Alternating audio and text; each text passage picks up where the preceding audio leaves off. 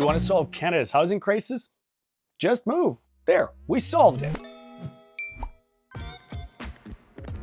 Hey there, welcome back to 𝗣𝗲𝗍𝗀 Real Estate. My name is 𝗳𝗲𝗍𝗂𝗏, real estate agent in Regina, Saskatchewan. That's my trusted assistant, Matilda. This is the weekly news recap where I go through what I think are the most interesting Canadian real estate related news topics, and I give you my thoughts and opinions on them. But before we get into this week's news, let's start off with another one of my terrible bad dad jokes. And of course, because we're a Halloween time frame, let's do a Halloween one.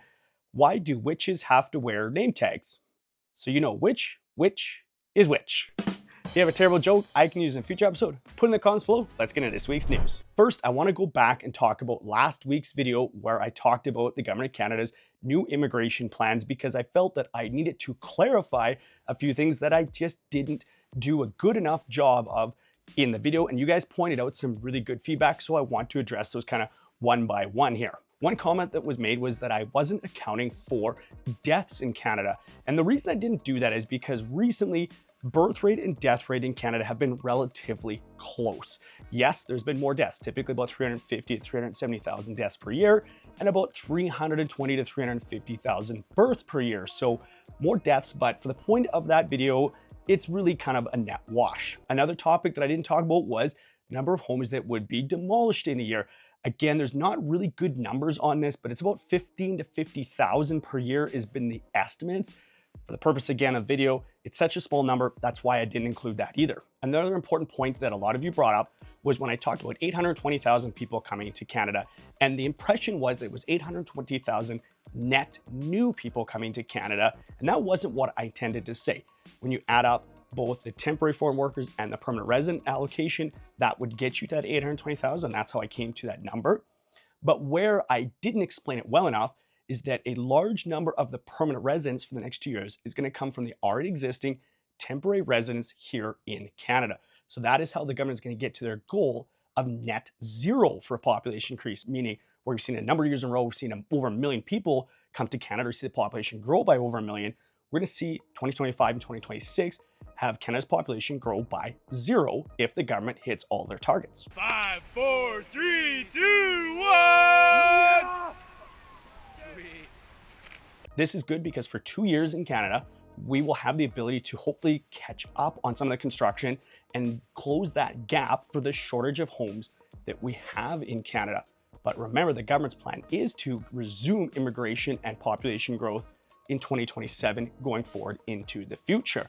And we still need to have that population growth match up with our ability to build homes. And for the better part of 20 years, we haven't done a very good job of that in Canada. So while we're gonna have a 2-year pause, and that will allow us to catch up, and that is if the government hits all of these targets. Remember, this is a government that hasn't had a great track record of actually hitting their targets, and very likely is a government that is not going to be in office a year from now to actually implement a large number of these policy changes.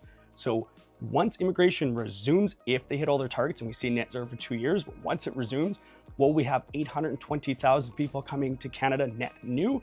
Probably not. Will we be able to balance population growth and housing starts?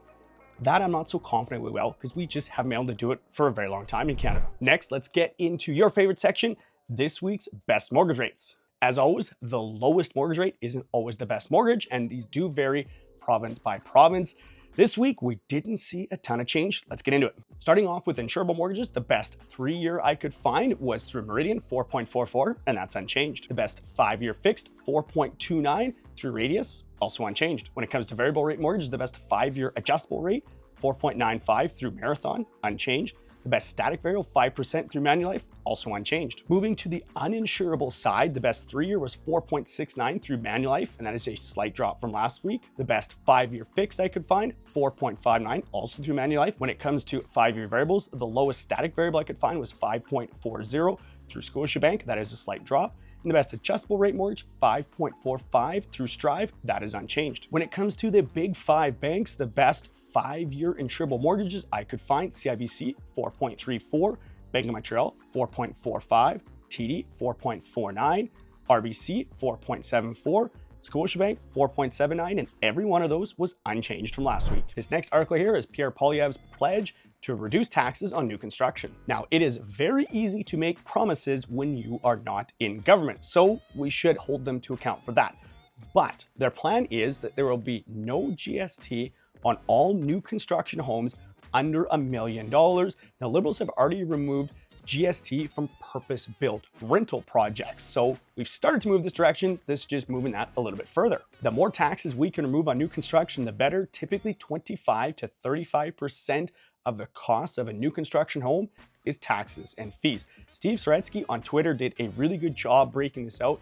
Back in 2010, the average fees in Toronto just from Toronto on a new construction condo was about $5,000.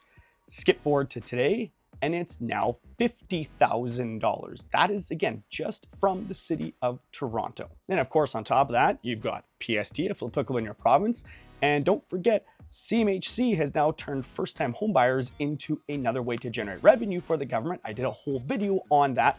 I'll put a link up here to that or in the description below, because what CMHC has done is essentially turn you as a first-time homebuyer in a way to fund the government's promises. So the very same governments that are preaching affordability in Canada are the very same governments that are generally profiting the most off of construction and the real estate market. And that is really darn frustrating, but at least we're moving in the right direction and realizing that we can't tax our way into affordability. So I hope this is something that gets implemented. Now let's talk about how to have more affordable housing in Canada. Just move. For the better part of 100 years now, people in Canada have been moving from small towns and rural areas into larger cities. That was until 2019.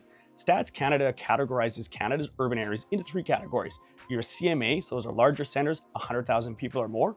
CAs are 10,000 people or more, obviously under 100,000, and the rest is considered largely urban. But starting in 2019, we saw a reversal of that trend, people moving away from CMAs into CAs and largely rural urban areas.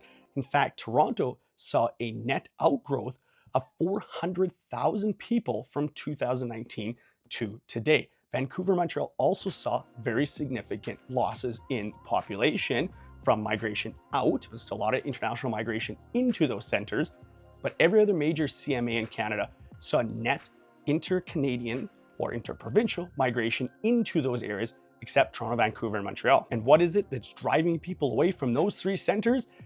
It should be pretty obvious if you live there.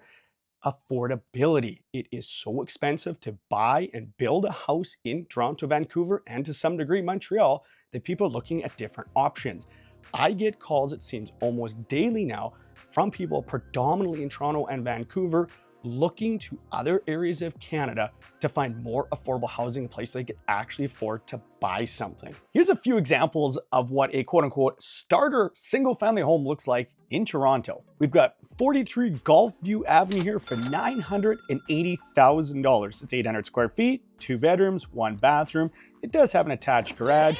It's finished off fairly nice inside with some really good updates, and it's advertised as a great alternative to condo living.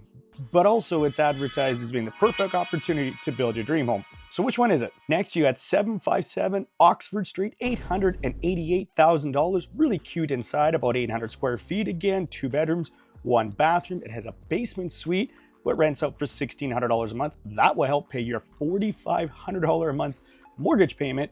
But what the listing doesn't mention is that it fronts the Gardiner Expressway. Next up, we got 769 Kingston Road, $860,000. This one isn't even a single family home, but it's an end unit in a townhouse, 2 bedrooms, 1 bath. It holds a basement suite as well, and the church is right next door, but you do have a park right across the street. That's pretty nice. And for only 300 equal monthly payments of $4,500, it can be all yours. And if you're looking for something as luxurious as a 3-bedroom house, maybe a 2nd bathroom, well, that's probably going to be closer to $1 million. Of course, you could just move and find more affordable housing. Here's what a starter home looks like in Regina. This is 7118 Lawrence Street, $335,000. And I just showed this one a couple of days ago. It's a really nice little house, 4 bedrooms, 2 bathrooms, 1,600 square feet in a fantastic neighborhood. It's got a really big yard and lots of really upgrades all throughout. Or this one, 3216 Prairie Avenue, only $320,000, 4 bedrooms, 2 bathrooms, 1,100 square feet, another great neighborhood with great updates, fully finished basement, also has a single family home. This is a fantastic starter house. Finally, you have 2822 Thornton Avenue, $310,000 in Lakeview, which is a highly desirable neighborhood of the city. This one's a little smaller, 900 square feet, only a 2-bedroom, 2-bathroom. Again, very well maintained with an oversized single garage. Every one of those examples is larger than what you have in Toronto, more bedrooms, and a third of the price. But if you're curious what $850,000 or more buys you in Regina, check out this one. This is a brand new 1,600 square foot show home that backs a park. 4 bedrooms, 3 bathrooms, stunning finishes all throughout. The basement's done, the yard is done, it's got an oversized double garage. Yeah, I guess if you really twisted my arm, I'd probably pick that one over the ones we just saw in Toronto. If that doesn't speak loud and clearly why people are currently leaving Toronto and Vancouver, I'm not sure what does. But I'm curious, would you guys pick up and move across the country to have the opportunity to be able to afford a nice single family home in a nice neighborhood? Let me know in the comments below. And then you should give this video a like if you haven't already, and check out this video right here. As always, thanks very much for watching, guys.